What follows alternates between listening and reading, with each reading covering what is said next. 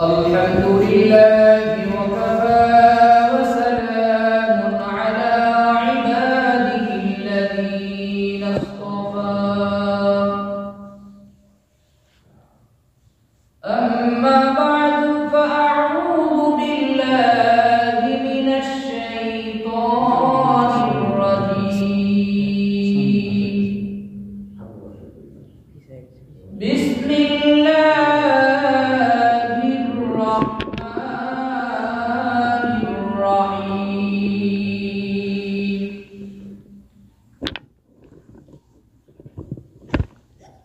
والعصر إن الإنسان لفي خسر إلا الذين آمنوا وعملوا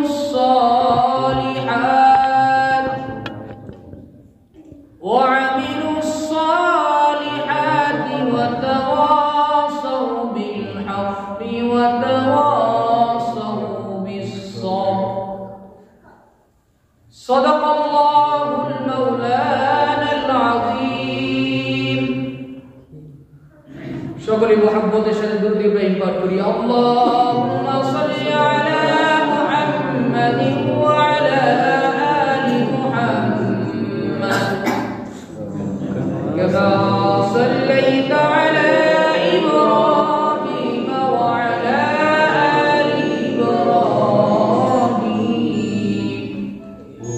ইন্নাকা হামিদুম মাজিদ اللهم بارك على محمد وعلى آل محمد كما باركت على إبراهيم وعلى آل إبراهيم إنك حميد مجيد আলহামদুলিল্লাহ আল্লাহ পাকের দরবারে লাখো কোটি শুকরিয়া যে আল্লাহ তাআলা জাল্লা শানহু আমাদেরকে মায়া করে ইহসান করে দুনিয়ার সমস্ত গুনাহের কাজ থেকে বিরত রেখে আল্লাহ তাআলা জাল্লা শানহুর ঘরে আসা এবং বসার মতন সুবর্ণ সুযোগ করে দিয়েছে। এজন্য আল্লাহ সুবহানাহু ওয়া তাআলা দরবারে কালিমাতুশ শুকর হিসেবে আমরা সকলেই অন্তরের অন্তরস্থল থেকে কালিমাতুশ শুকর আদায় করি। সকলেই জবান খুলে দিয়ে বলি আলহামদুলিল্লাহ আলহামদুলিল্লাহ। সম্মানিত হাজিরিন, হযরত হাসান বিন আলী রাদিয়াল্লাহু তাআলা আনহু থেকে বর্ণিত নবী করিম সাল্লাল্লাহু আলাইহি ওয়াসাল্লাম ইরশাদ করেন, আল্লাহ তাআলার ঘরে বান্দা যখন প্রবেশ করে তো ওই বান্দার সগীরা গুনাহগুলো আল্লাহ মাফ করে দেন। সুবহানাল্লাহ। এবং যতক্ষণ সময় সে মসজিদে বসে থাকবে আল্লাহ তাআলা তার আমলনামায় ইবাদত করার সওয়াব তার আমলনামায় ফেরেশতারা লিখতেই থাকবে। সুবহানাল্লাহ। হাসান বিন আলী রাদিয়াল্লাহু তাআলা আনহু ইরশাদ করেন যে আমাদের বাড়িতে যদি মেহমান আসে, মেহমানের সম্মান করা, কদর করা আমার আপনার দায়িত্ব। যার বাড়িতে মেহমান আসবে তার দায়িত্ব হইতেছে মেহমানকে সম্মান করা, মেহমানের কদর করা, মেহমানের চাহিদা অনুযায়ী সামর্থ্য থাকলে তার চাহিদাগুলো পূরণ করা। হযরত হাসান বিন আলী রাদিয়াল্লাহু তাআলা আনহু বলেন, যারা আল্লাহর ঘরে প্রবেশ করবে তারা আল্লাহর মেহমান, আর যারা আল্লাহর মেহমান এদের কদর করা, এদের সম্মান করা আল্লাহ পাকের দায়িত্ব হয়ে যায়। আর আল্লাহ তাআলা মেহমানদেরকে সম্মান করেন কিভাবে, কদর করেন কিভাবে? ইমাম গাজ্জালী রাহমাতুল্লাহি আলাইহি বলেন, যখন কোন আল্লাহর বান্দা ওযু করে মসজিদ থেকে রওনা হয়ে যায়, রব্বে কারীম ওই সকল বান্দাদের পায়ের নিচে নূরের ফেরেশতারা পাখা বিছায়া দেয়। রব্বে কারীম ওই সকল বান্দাদেরকে এইভাবে সম্মান করে, ফেরেশতারা বাড়ি থেকে বান্দাকে স্বাগতম জানায়া মসজিদে নিয়ে আসে, আল্লাহর ঘরে নিয়ে আসে। আল্লাহর ঘরে দুইজন ফেরেশতা থাকে, ওই দুইজন ফেরেশতার দায়িত্ব হইতেছে, কাজ হইতেছে, যারা আল্লাহর ঘরে প্রবেশ করবে এদেরকে চেক করবে, পরীক্ষা করবে, যাচাই করবে, বাছাই করবে তাদের আমলনামায় কোনো গুনাহ আছে কিনা। বান্দার আমলনামায় যদি কোনো গুনাহ থাকে তো ফেরেশতারা বলে, ও আল্লাহর বান্দা, তুমি আল্লাহর ঘরে যাইতেছো যাও, কিন্তু তোমার গুনাহগুলো আমাদের কাছে রেখে যাও। ইমাম গাজ্জালী রাহমাতুল্লাহি আলাইহি বলেন, ফেরেশতারা বান্দার গুনাহগুলো রেখে দিয়ে বান্দাকে মসজিদে ঢুকাইয়া দিল, প্রবেশ করাইয়া দিল। আল্লাহর বান্দা যখন আল্লাহর ঘরে আসে, ইবাদতে মশগুল হয়ে যায়, তো আর মসজিদ থেকে বাইর হইতে চায় না, দীর্ঘ সময় ইবাদত করে। তো ফেরেশতারা যারা গুনাহ রেখে দিয়েছিল, এরা গুনাহর বোঝা আর সইতে পারে না, এত ভারী ওজন। তো ফেরেশতারা আল্লাহকে ডেকে বলে, আল্লাহ, তোমার বান্দার আমলনামায় এত গুনাহ যে গুনাহ ওজন আমরা সইতে পারতেছি না। আল্লাহ, তোমার বান্দাও তোমার ঘর থেকে বাইর হইতেছে না, তো গুনাহগুলো আমরা এখন কি করব? রব্বে কারীম ফেরেশতাদেরকে ডেকে বলে, আমার ফেরেশতা, আমার বান্দা আমার ঘরে আসছে, আমার ঘরের মেহমান হয়ে গেছে, আমার ঘর থেকে বান্দা বাইর হইতে চায় না, তোমরাও বান্দার গুনার বোঝা সইতে পারতেছো না, যাও বান্দার গুনাহগুলো সাগরে নিক্ষেপ করে দাও। সুবহানাল্লাহ। ইমাম গাজ্জালী রাহমাতুল্লাহি আলাইহি বলেন, যেই মানুষটার অন্তর মসজিদের সাথে লেগে থাকে, যেই মানুষটার যাতায়াত মসজিদে বেশি হয়, ওই বান্দার জিন্দেগীর মধ্যে আমলের মধ্যে কোনো গুনাহ থাকে না। সুবহানাল্লাহ। অথচ আল্লাহর ঘর এত দামি হওয়ার পরও, এত দামি মজলিস হওয়ার পরও আমি আপনি সব থেকে কম মসজিদে আসি, সব থেকে কম সময় মসজিদে। কিন্তু সাহাবায়ে কেরাম রাদিয়াল্লাহু তাআলা আনহুম আজমাইনদের হালত ছিল, যখনই তারা সময় পাইতেন দৌড়ায় মসজিদে চলে আসতেন।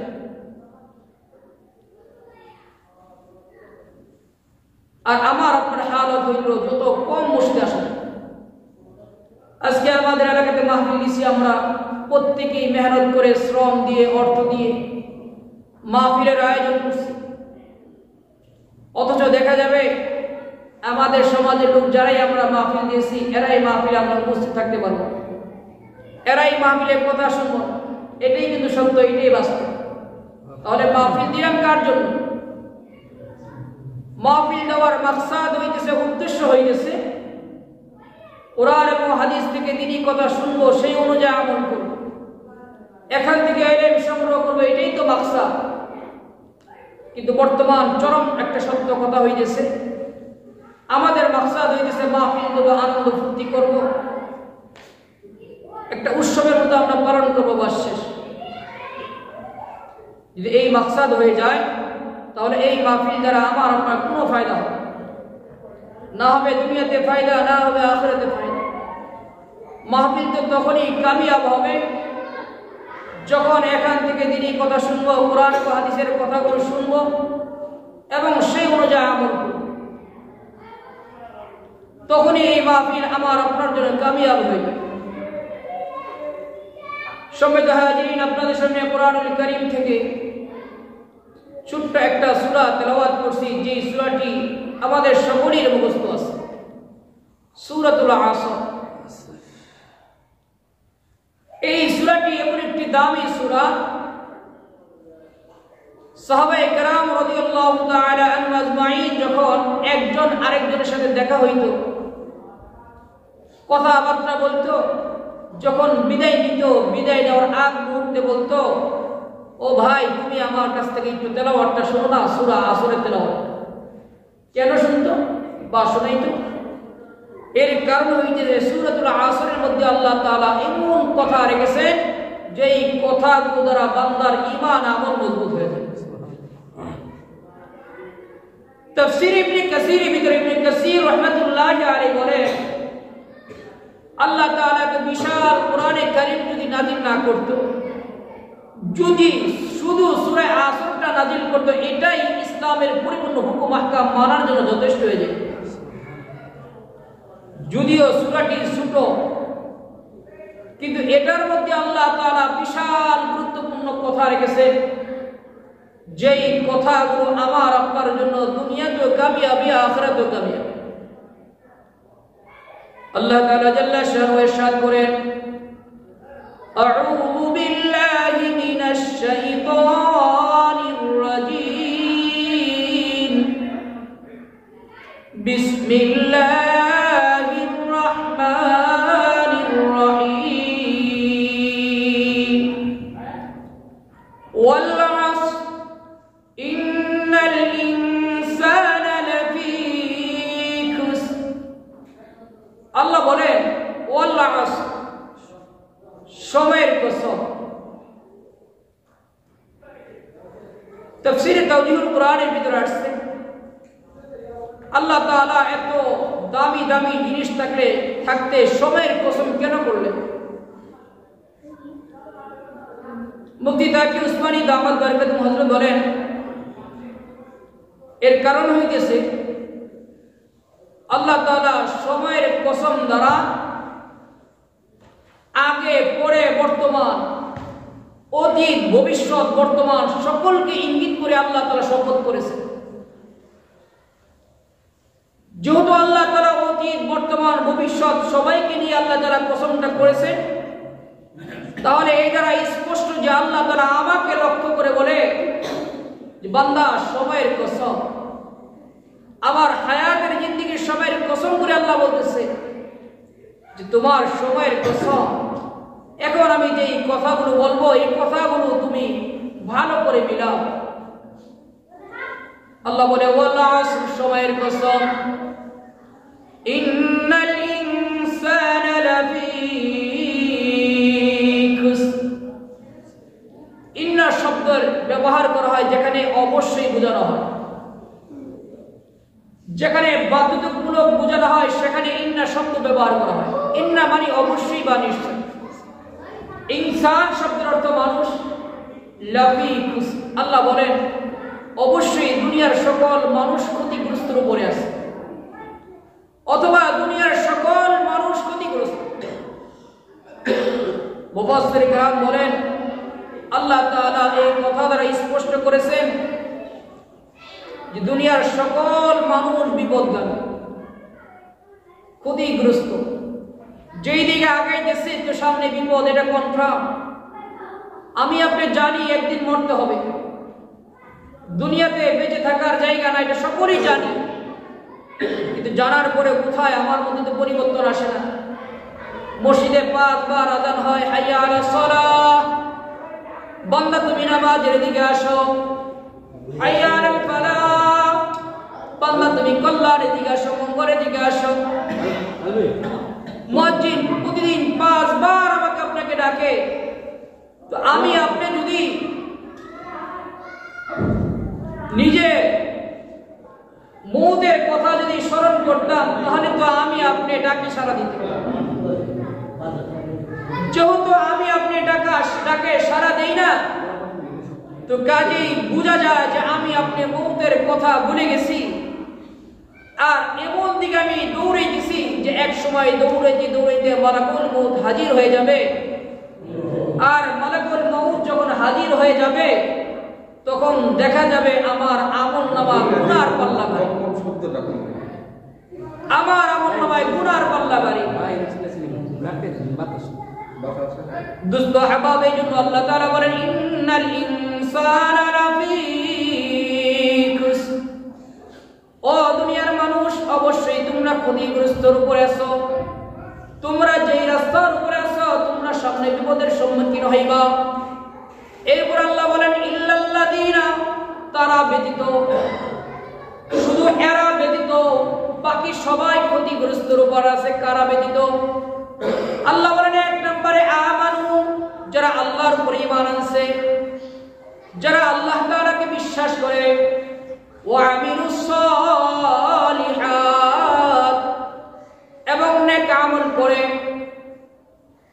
মুফাসসির কিরাম বলেন নেক আমল দ্বারা আল্লাহ তাআলার হুকুম আহকাম বিধিবিধান মানার কথা ইঙ্গিত দিয়েছে। মানুষ ঈমান আনার পরে, কালিমা পড়ার পরে সর্বপ্রথম ওই মুসলমানের দায়িত্ব হইতেছে, কর্তব্য হইতেছে, প্রথম কাজ হইতেছে নামাজ।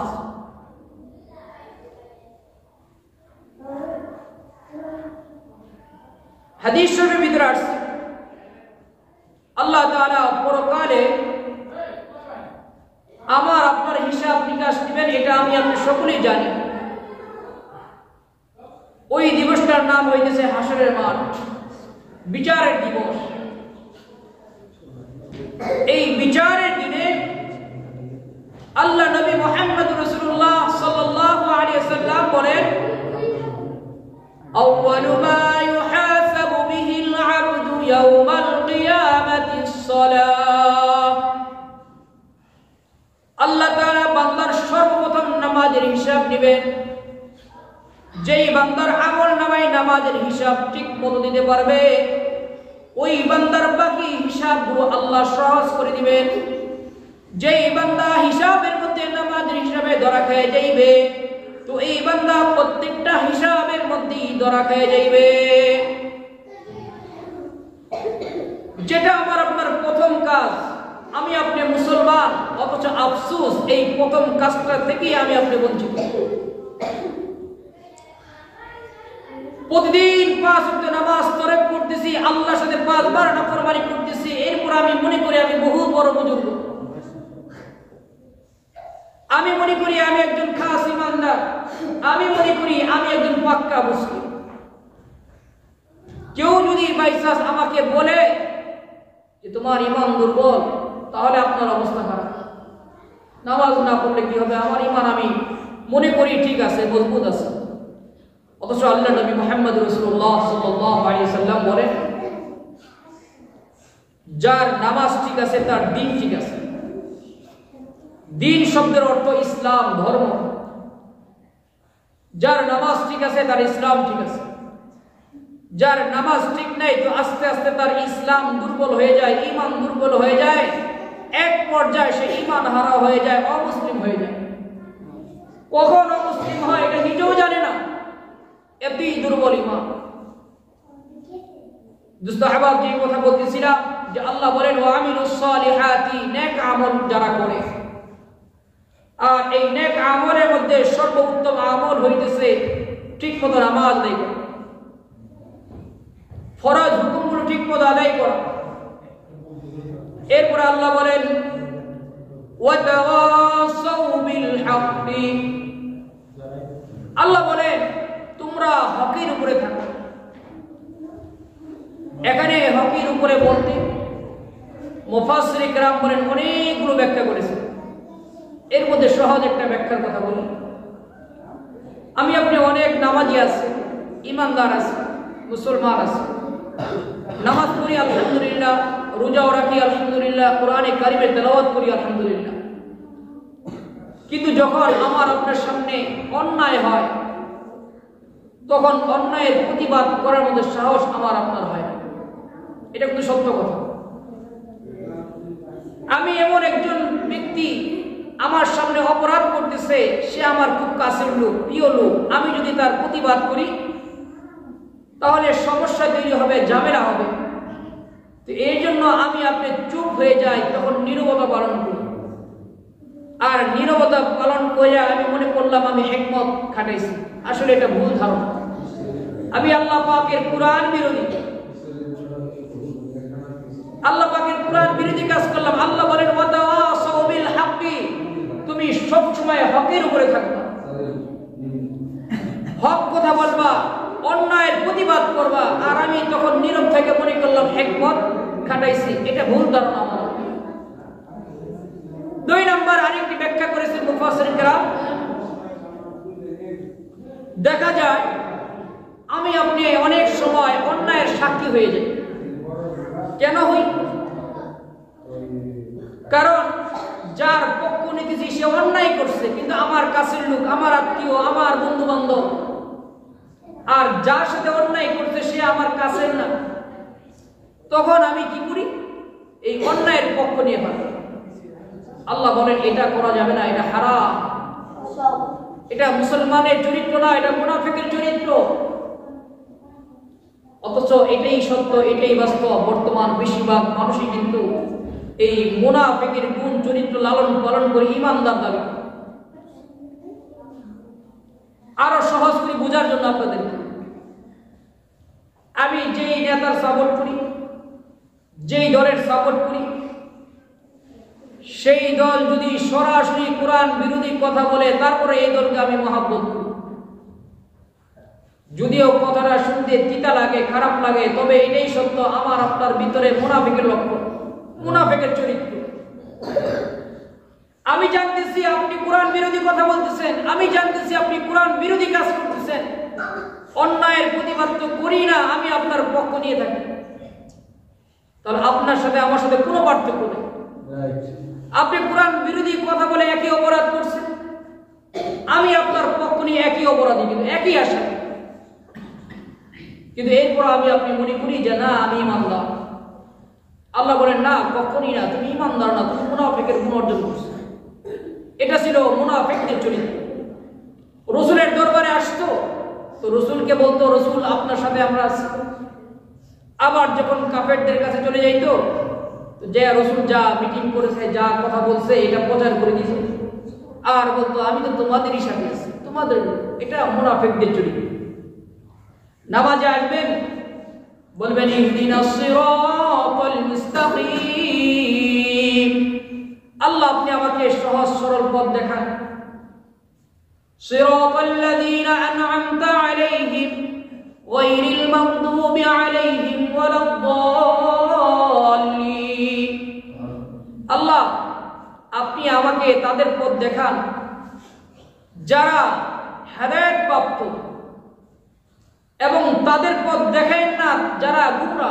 নামাজ এসে বলি, কিন্তু যখন নামাজ থেকে বাইরে হয়ে যায়, ওই যে যারা গুমরা তাদের সাথে কিন্তু আমি আপনি চলাফেরা করি, তাদেরকে মহাব্বত করি, তাদের সাথে উঠা বসে করি। তাহলে কি আমার আপনার ভিতরে কি মুনাফিকের লক্ষণ নয়? দোস্ত হাবাব, এই কথাগুলো যদিও আমাদের খারাপ লাগে, কেন? কারণ বর্তমান আমি আপনি যে কোনো একজনকে মহাব্বত করি রাজনৈতিকভাবে। এই মহাব্বত করার কারণে আমার আপনার ঈমান হারা হয়ে যেতেছে, ঈমান নষ্ট হয়ে যেতেছে, এদিকে আমার আপনার কোনো খেয়াল নেই। এই জন্য আল্লাহ বলেন ওয়াতাওয়াসাউ বিল হাক্কি, সবসময় হকের উপর তোমার থাকতে হবে, হকের সাথে থাকতে হবে, হক কথা বলতে হবে, অন্যায়ের প্রতিবাদ করতে হবে। যার মধ্যে হক কথা বলার মতো সাহস থাকবে, যার ভিতরে হকের সাথে চলার মতো চরিত্র থাকবে, যার ভিতরে অন্যায়ের প্রতিবাদ করার মতন গুণ থাকবে, সে ব্যক্তি অবশ্যই 100% মুসলিম, এর মধ্যে কোনো সন্দেহ নেই।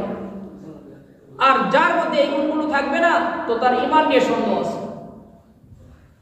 এরপরে আল্লাহ বলেন 4 নম্বরে, ওয়াতাওয়াসাউ বিস সাবরি, বান্দা তুমি ঈমান আনছো, নেক আমল করছো, যখন তুমি হকের উপরে ইস্তেকামাত থাকবা, তখন তোমার উপরে বালা মুসিবত চলে আসবে, বিপদ চলে আসবে। তোমার আপনজন লোক তোমার শত্রু হয়ে যাবে, তোমার বিপদে চলে যাবে, তোমার বিপক্ষে চলে যাবে, তোমার ক্ষতি করার জন্য চেষ্টা করবে। ও বান্দা, এই বিপদ দেখা তুমি কিন্তু ধৈর্যহারা হয়ে যাও না, তুমি কিন্তু ভেঙে যাও না, তুমি তখন সবর করবা। সবর করলে কি হবে? রব্বে কারীম বলে, বান্দা তুমি দুনিয়াতেও কামিয়াবি হইবা, আখিরাতেও কামিয়াবি হয়ে যাইবা। সংক্ষিপ্ত আকারে সূরাতুল আসরের তরজমা করলাম। 1 নাম্বার, যারা ঈমান আনবে। 2 নাম্বার, যারা নেক আমল করবে। 3 নাম্বার, যারা হকের উপরে থাকবে। 4 নাম্বার, যারা বিপদে সবর করবে, ধৈর্য ধারণ করবে। আল্লাহ বলেন এই 4 দল ব্যতীত, 4 গুণে গুণান্বিত ব্যতীত বাকি সবাই ক্ষতিগ্রস্তের উপরে আছে। ইন্নাল ইনসানা লাফি এই 4 গুণ যার মধ্যে নাই এরা সারা বাকি সবাই ক্ষতির উপরে আছে। আর এই ক্ষতি থেকে আমাদের করণীয় কি? আমাদের করণীয় হইতেছে এই 4 গুণ অর্জন করা। আলহামদুলিল্লাহ আমরা ঈমান আনছি, 1 নম্বর গুণ আমরা অর্জন করেছি। কিন্তু ঈমান যেহেতু আনছি, জন্মসূত্রে আমরা কালিমা পড়া মুসলমান, আমার আপনার কাজ হইতেছে এখন যে আমার আপনার ঈমান ঠিক আছে কিনা তাহকিক করা। মাঝে মাঝে নিজের কৃতিকর্মগুলোর সামনে এরকম ভাবে খেয়াল করা যে আজকে আমি সারাদিন কি কাজ করছি, এমন কোনো কাজ করছি কিনা যে কাজের দ্বারা আমার ঈমান নষ্ট হয়ে গেছে। যখন এইভাবে তাহকিক করব, দেখবেন আমার মন আমাকে সাক্ষী দিয়ে দিবে আমার ঈমান ঠিক আছে কিনা। কারণ আমি যে কত নম্বর বাটপার দুনিয়ার কেউ না জানলে আমি নিজে জানি ভালো করে। এই জন্য আমার মন আমাকে বলে দিবে যে আমি ঈমান ঠিক আছে কিনা, না ঈমান বাতিল হয়ে গেছে, আমার মন আমাকে বলে দিবে। 2 নম্বর, নেক আমল বেশি থেকে বেশি করো। হযরত আলী রাদিয়াল্লাহু তাআলা আনহু বলেন, নেক আমল যদি ছোট থেকে ছোট নেক আমল হয় তুমি ছেড়ো না, আঁকড়িয়ে ধরো। গুনাহ যতই বড় হোক না কেন আর যতই ছোট হোক না কেন, গুনাহ কখনোই করিও না। তো আমার আপনার উচিত হইতেছে, কর্তব্য হইতেছে, দায়িত্ব হইতেছে, যেটাই নেক আমল জানবো সেটাই করার চেষ্টা করব, যেটাই নেক আমল জানবো সেটাই করার চেষ্টা করব। আর সব থেকে বেশি আমার আপনার প্রধান কাজ হইতেছে অবশ্যই অবশ্যই আমার আপনার জন্য লাজিম 5 ওয়াক্ত নামাজ জামাতের সাথে আদায় করা। হাদিসের মধ্যে আসছে নবী আলাইহিস সালাতু ওয়াস সালাম যখন অসুস্থ, মৃত্যুর আগ মুহূর্তে নবী এমন অসুস্থ হয়ে গেছে যে ঠিক মতো উঠে দাঁড়াইতেও পারতেছে। ওই সময় কিছু সাহাবী গেছে নবীর দরবারে নবীর হালত দেখার জন্য, খোঁজ খবর নেওয়ার জন্য, নবীর কি অবস্থা জানার জন্য। নবী মুহাম্মদ রাসূলুল্লাহ সাল্লাল্লাহু আলাইহি সাল্লাম ওই সাহাবীদেরকে বলে, সালাত সালাত সালাত, তোমরা নামাজ প্রতিষ্ঠা করো, নামাজ প্রতিষ্ঠা করো, নামাজ কায়েম করো। রাসূলের জিন্দেগি আপনি ভালো করে খেয়াল করে দেখেন, রাসূল সব থেকে বেশি নামাজের গুরুত্ব দিয়েছে, সব থেকে বেশি নামাজের গুরুত্ব দিয়েছে। এক সাহাবী আসছে রাসূলের দরবারে, সাহাবী অন্ধ, চোখে দেখে না। সাহাবী বলে, ইয়া আল্লাহর রাসূল, আমি যেহেতু চোখে দেখি না, তো আমার কি মসজিদে না আইসা বাড়িতে নামাজ পড়ার বিধান আছে কিনা, অনুমতি আছে কিনা? আল্লাহ নবী মুহাম্মদ রাসূলুল্লাহ সাল্লাল্লাহু আলাইহি ওয়াসাল্লাম বলেন, হ্যাঁ তুমি বাড়িতে নামাজ আদায় করতে পারো। কিছুক্ষণ পরে আল্লাহ নবী বলেন, ও আমার সাহাবী, আযানের আওয়াজ কি তোমার কানে যায় কিনা? সাহাবী বলে, হ্যাঁ ইয়া রাসূলুল্লাহ, আযানের আওয়াজ তো আমার কানে আসে। নবী বলে, সাহাবী রে, তাহলে তোমার বাড়িতে নামাজ পড়ার অনুমতি নাই, তোমার জন্য বিধান হইতেছে, দায়িত্ব হইতেছে, কাজ হইতেছে আল্লাহর ঘরে আইসা নামাজ আদায় করা। একজন অন্ধ ব্যক্তি, নামাজের গুরুত্ব বুঝাতে যা বলতেছি, একজন অন্ধ ব্যক্তি সাহাবী বাড়িতে নামাজ আদায় করার অনুমতি পায় না। আর আমার আপনার হাতও ঠিক আছে, পাও ঠিক আছে, চোখও ঠিক আছে, মাথাও ঠিক আছে, সব ঠিক আছে, মসজিদে এসে নামাজ আদায় করা তো দূরের কথা। এমন বহু মুসলমান আছে দিনকে দিন পার হইতেছে, এক তো নামাজ বাড়িতেও আদায় করে, অথচ সাহাবী অন্ধ, বাড়িতে কিন্তু নামাজ আদায় করতে চাইছে, রাসূল অনুমতি দিছে। কিন্তু যখন বলছে তুমি কি আযানের আওয়াজ কি তোমার কানে যায়, বলছে হ্যাঁ, তাহলে তোমার কাজ হইতেছে মসজিদে এসে জামাতের সাথে নামাজ আদায় করা।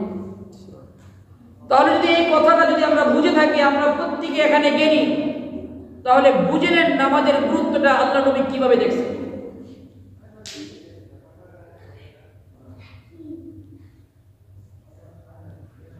একটি হাদিসের ভিতরে আসছে, যদিও রাবী দুর্বল, কিন্তু আমার ক্ষেত্রে গ্রহণযোগ্য। সাহাবী প্রশ্ন করেন, হে আল্লাহর রাসূল, আমি যদি নামাজ আদায় না করি, তাহলে কি আমি পরকালে নাজাত পাইব কি? নবী বলেন কখনই নয়। কেন? নবী মুহাম্মদ রাসূলুল্লাহ সাল্লাল্লাহু আলাইহি ওয়াসাল্লাম বলেন,